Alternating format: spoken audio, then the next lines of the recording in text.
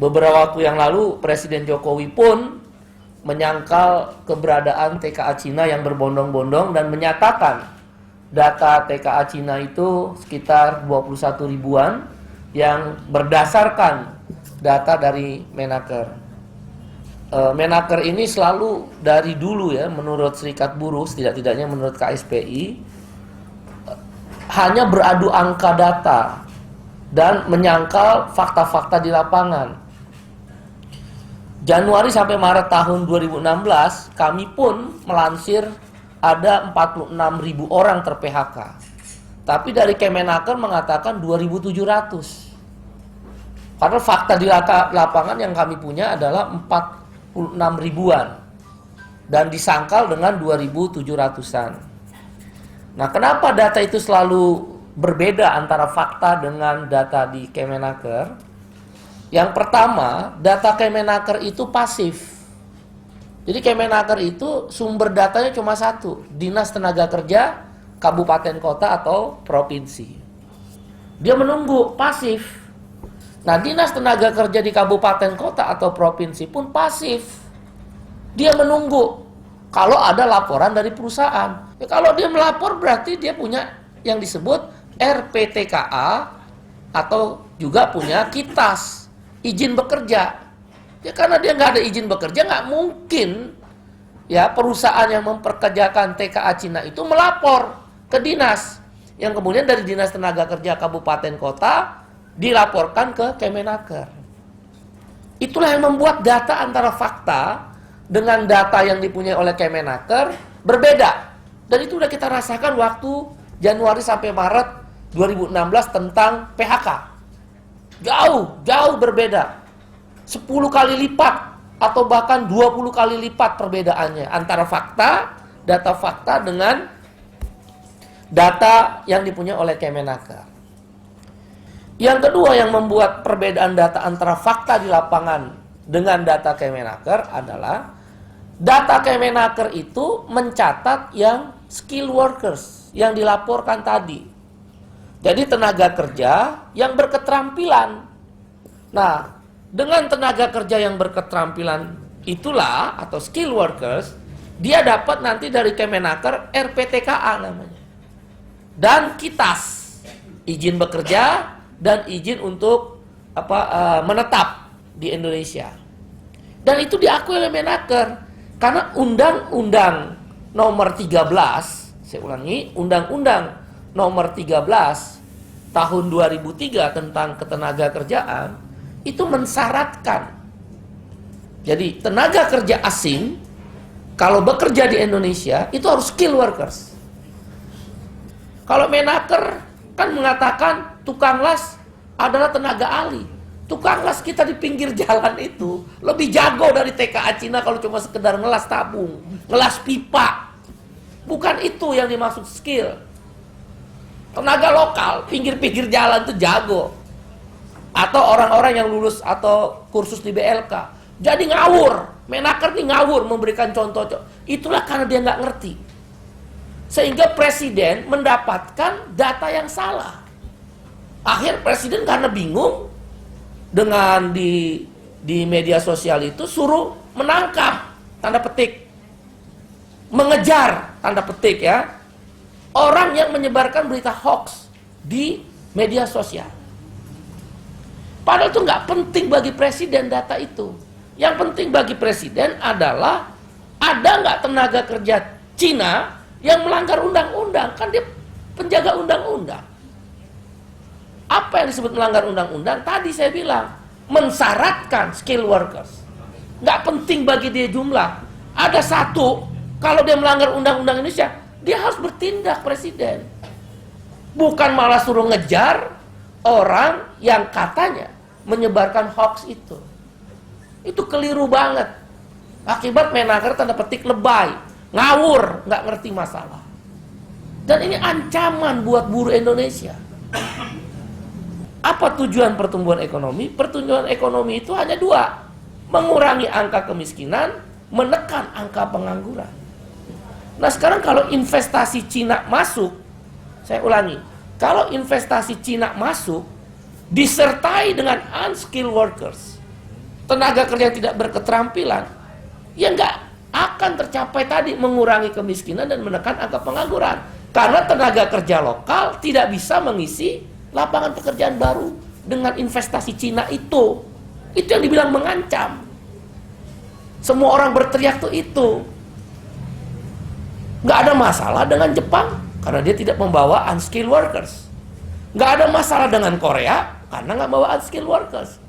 Nggak ada masalah dengan Taiwan, Hong Kong, Eropa, Amerika. Kenapa Cina masalah? Karena dia bawa unskilled workers. Itu Menaker ngerti nggak? Ngerti, cuma ngawur. Orang dari awal sudah disetting kok. Nih Cina mau investasi smelter, katakan di Kendari. Itu udah disiapin tenaga kerjaan skill workersnya. Pakai apa pintunya? Visa, bebas visa. Bebas visa. Coba Anda lihat, sebelum investasi Cina masuk, satu, disiapin bebas visa. Tapi dia pakai alasan 169 negara. Mana ada negara Eropa, Afrika Tengah mau datang ke Indonesia, kan dimasukin di bebas visa. Ngawur. Itu bohong semua. Afrika Timur dimasukin bebas visa. Itu sesungguhnya sedang mempersiapkan, ini dugaan. Tapi dugaan ini bisa dibaca benar, mendekati kebenaran. Dugaan ya, yang mendekati kebenaran. Itu untuk Cina kok. Tujuannya apa? Tadi unskilled workers dengan bebas visa, dia alasannya wisata. Padahal dia udah tahu nanti kerjanya di smelter, udah tahu. Itu nggak ada ilegal. Nah, mengapa juga kemudian alasannya KSPI merasa terancam buruh Indonesia itu? Yaitu Undang-Undang Nomor 13 tahun 2003 itu ada namanya bab tentang TKA. Udah ada dari tahun 2003 bab tentang TKA. Bab tentang TKA itu menyatakan tadi pertama syaratnya harus skill workers, berketerampilan. Kalau tidak berketerampilan tidak boleh. Itu undang-undang. Apalagi Undang-Undang Dasar 45. Setiap warga negara berhak mendapat pekerjaan yang layak, termasuk kita semua. Yang kedua syaratnya adalah setiap tenaga skill itu didampingi oleh pekerja lokal. Tuh Menaker di beberapa media udah ngomong. Itu udah ngomong. Tapi dia kok nggak ngerti, udah bener. Jadi retorika doang. Jadi kalau dia tenaga kerja asing, syarat kedua didampingi oleh orang lokal. Tujuannya apa? Dia juga udah ngomong tuh, saya lihat di media. Tapi kok nggak dijalanin? Terjadi transfer of knowledge. Yaitu perpindahan pengetahuan. Misal ada satu mesin, ya satu mesin diproduksi, katakanlah smelter, yang banyak di itu smelter, PLTU, ya kemudian pabrik baja, katakan smelter. Ketika si tenaga ahli ini mengurusin smelter, smelter ini alat untuk mengolah emas, pokoknya tambang lah ya. Ketika tenaga kerja asing ini mulai menguasai itu ilmu smelter, lokal ini belajar terus. Misal sampai 4 tahun, 5 tahun, biasanya 5 tahun. Setelah 5 tahun, karena dia udah dapat transfer of knowledge, perpindahan ilmu pengetahuan, orang TKA-nya pulang, diisi sama orang ini. Emangnya orang Indonesia bodoh-bodoh banget? 5 tahun nggak bisa? Bohong. Jepang bukti, kan saya bekerja di perusahaan Jepang. Saya ditransfer knowledge selama oleh manajer saya, untuk saya menduduki posisi manajer. Diproduksi. Saya ini orang produksi, paham. Ya walaupun udah saya tinggalkan kita 5 tahun, tapi saya paham itu. Yang kedua, biar terjadi kalau didamping itu yang disebut transfer of job. Begitu TKA pulang, kita bekerja di tempat TKA itu, bukan balik lagi tuh TKA. Salah. Gitu. Salah, bukan balik lagi. Itu syarat undang-undang. Ya, syarat ketiga di dalam undang-undang adalah TKA itu wajib, baca undang-undang, wajib memahami budaya di mana dia bekerja. Bagaimana cara memahami budaya? Bahasa. Nah, setelah disiapkan bebas visa supaya bisa masuk, ya, kan bebas visa 169 itu sesungguhnya untuk Cina kok. Masuk, dia siapin lagi instrumen kedua. Padahal undang-undang tadi bilang memahami budaya. Cara memahami budaya hanya satu, bahasa. Nah, oleh Menaker dibikin lagi, dihapus Permenaker tentang wajib berbahasa Indonesia. Makanya kawan-kawan media kan meliput semua tuh. Ada nggak TKA ilegal yang ditangkap itu bisa berbahasa Indonesia? Sok marah-marah yang orang lagi nelpon, sok marah-marah Menakernya. Sok marah-marah kan, sit down, sit down. Orang Cina pada ngerti bahasa Inggris.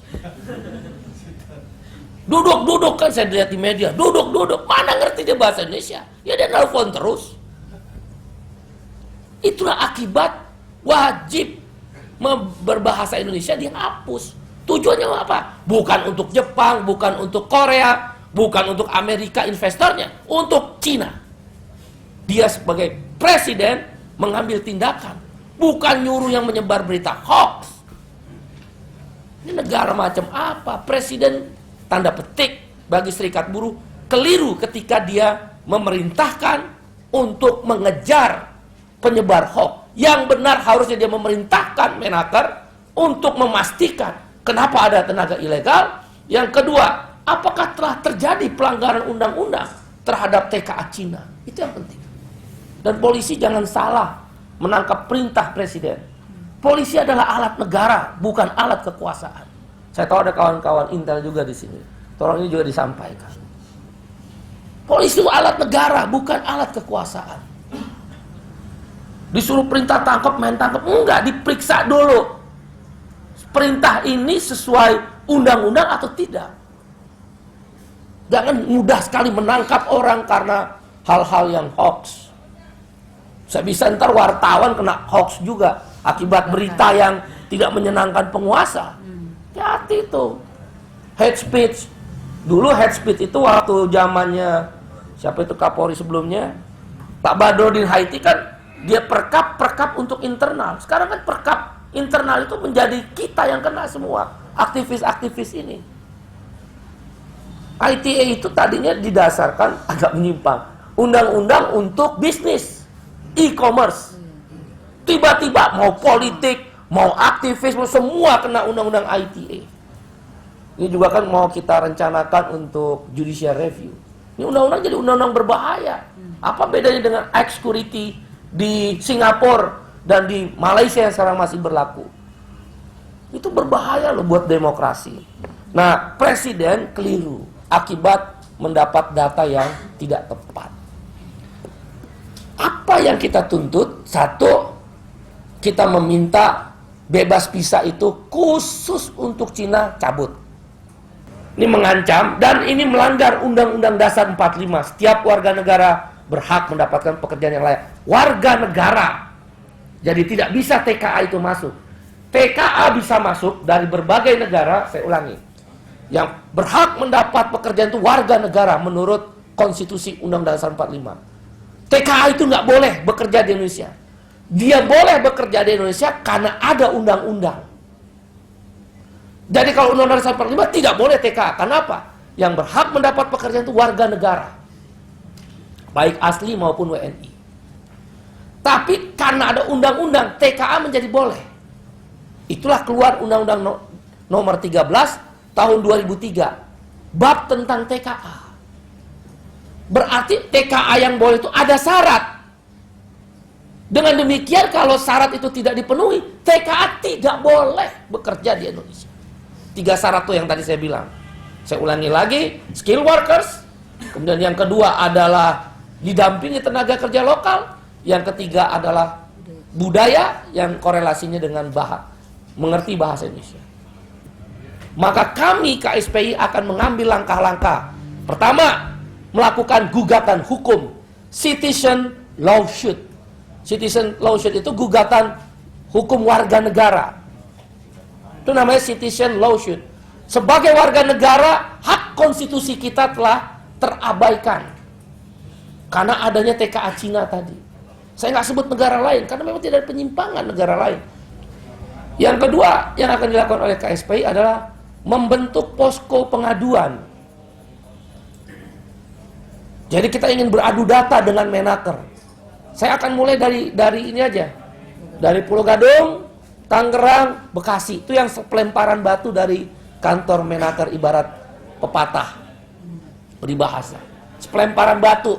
Nggak usah jauh-jauh dia teriak-teriak di Kalimantan, teriak-teriak di kantor mana tuh di televisi saya lihat. Nggak perlu, udah Pulau Gadung aja. Dekat.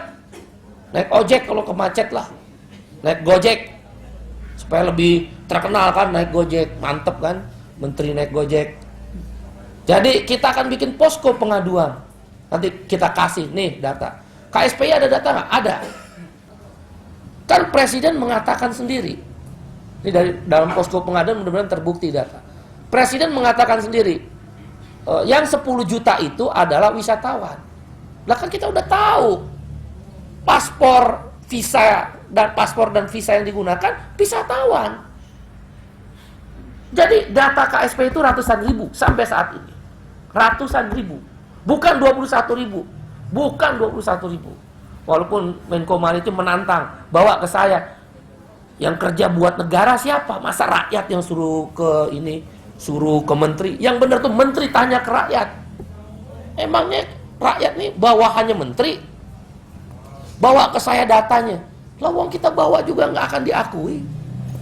Nah, yang ketiga yang kita lakukan jadi citizen lawsuit, membuka posko pengaduan, kita akan aksi. Yang ketiga belum aksi dulu deh. Mendesak pansus DPR.